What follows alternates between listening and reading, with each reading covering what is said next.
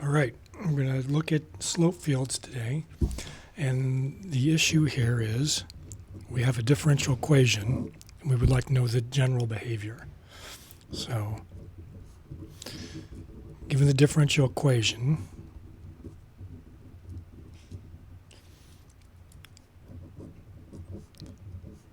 what can we say about the general behavior of the solution? And so the key thing is, what does this word mean? And we're just going to try to get a general idea of how the function changes, what's going to happen in the long run, where is it increasing, where is it decreasing, and what can we say about what's going to happen to the solution without looking at the actual solution itself. So we can ask things like, where is it increasing? Where is it decreasing? We can ask if there's going to be a local min or a local max. We can ask how fast does it increase or decrease. And one issue that's going to pop up is when we say where, what does that mean? Well, part of it is the domain, what's going on in t, so we can break the domain up into pieces and ask what's going on for this time, what's going on for this time or this time. But the other issue here is that we have a function y of t, and we can ask if it goes through a certain region here, is the function going to be increasing in this region, decreasing, and what's going on? And we don't necessarily know in advance if it's going to go through a given region. So, what do we have? We're going to assume that we can take our differential equation and write it in terms of y prime as some function of the time and the function itself. And if you're given t and the height of the function at t, we can then calculate y prime of t. And the question is what information does that give us? Okay. And so in terms of our solution is some function in time. So given the time, we can figure out the height of the function. We don't necessarily know what the value of the function is for any time. So it could be anywhere along there. And if I just arbitrarily ask, what happens if the function happens to go through that point, I can then calculate the derivative. So I know that the function goes through that point. I know its derivative. Therefore, I can calculate a slope, and I can figure out the tangent line to my function at that point. And what that tells us then is that that function is going to look something like this locally. And I don't necessarily know what's going to happen anywhere else. And I can ask then what happens if it happens to go through this point, this point, this point, or this point. And if it happens to pass through this, I can get the local change.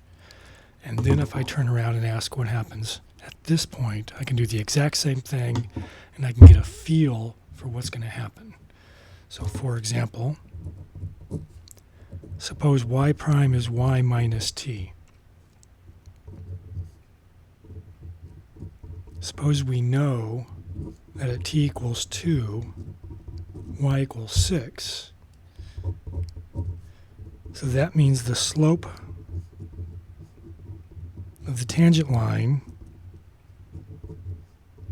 when t equals 2 and y equals 6 is going to be equal to 6 minus 2 is 4. So that means the function is going to be increasing at a rate of 4 units per time. Okay. If it was negative, we would know that it's going to be decreasing, right? If it's 0, we don't necessarily know much at all. So the idea here is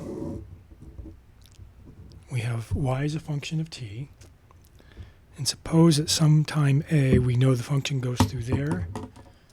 We can get the slope of the line there, so we know the general idea. In this case, we know that it's going to be increasing. Suppose we happen to know that the function did something like this. Well, according to our differential equation, we could get the slope of the tangent line there, so we would know the slope there. We'd know there, there, and there, and we could be able to figure out the rate of change of this function at any time. The problem is we don't actually know what t is. All right? But suppose we could ask this question: if it happened to go through these kind of points, right? If we happen to know the slopes there, then we could go back and say, oh, I think the function is going to do something like that. But again, we don't know what's going on there.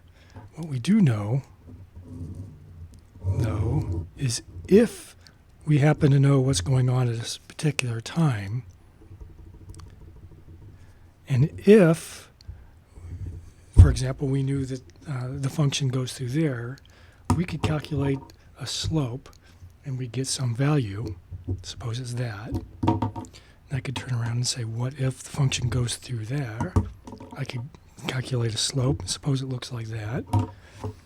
If I know the function goes through there instead, suppose I can go through and calculate a slope. I know that the tangent line looks like that. And then suppose it goes through there, or there, or there, or there. At each of those points, suppose I get the slope, and it looks like that. Well, I immediately know then that if the function goes through here, I know it's going to be increasing. If it goes through there, I know it's going to be decreasing, and I can get a general idea of what the function looks like locally through those points. So let's do a quick example. So for example, suppose my differential equation is y prime equals 2y.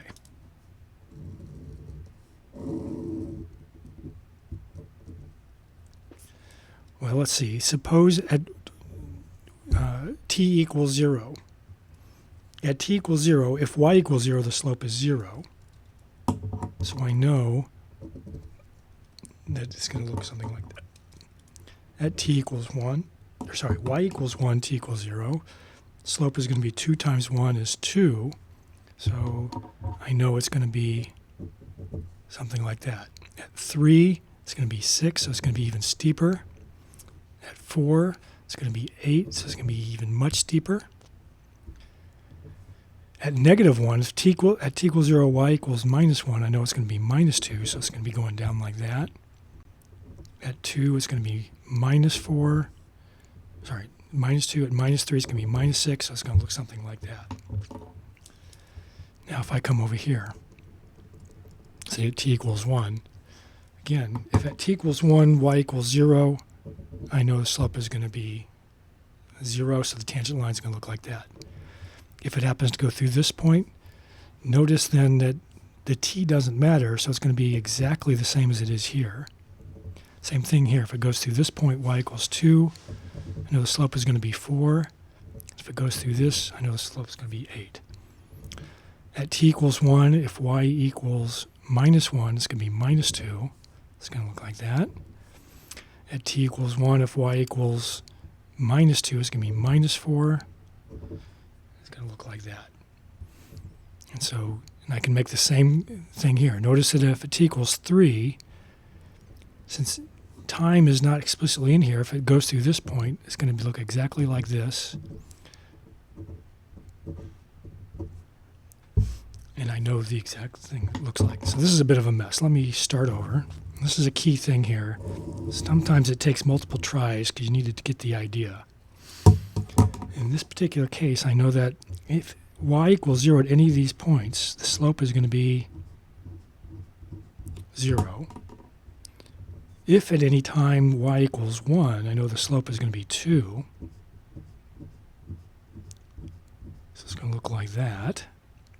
If at any time I know the value of y is 2, I know the slope is going to be 4, so it's going to be even steeper. And if at any time I know that the y is equal to 3, it's going to be 6, so it's going to be even steeper yet. So it looks like that. Now suppose that y equals minus 1. Then it's going to be minus 2. So the tangent line at any of these points, so at this time and this value of y, it's going to look like that. At minus 2, it's going to be minus 4, so it's going to be even steeper in the negative direction. And then finally, if y equals minus 3, it's going to be, slope is minus 6 for any of these times. Looks something like that. So I can immediately see here, at any time if y is positive, it's going to be increasing. It's going to be moving up. If y is negative, it's going to be decreasing or moving downward. So for example, suppose my height of the function is equal to this value. I can see that it's going to look something like this. If it's very close to 0, it's going to have a slope that's close to 0, but not 0. It's going to be increasing just a little bit.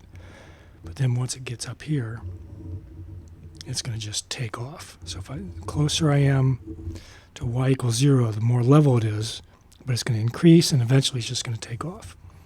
Same thing here. If I'm at this point, at t equals 0, y equals minus 1, it's just going to decrease and go really fast downwards.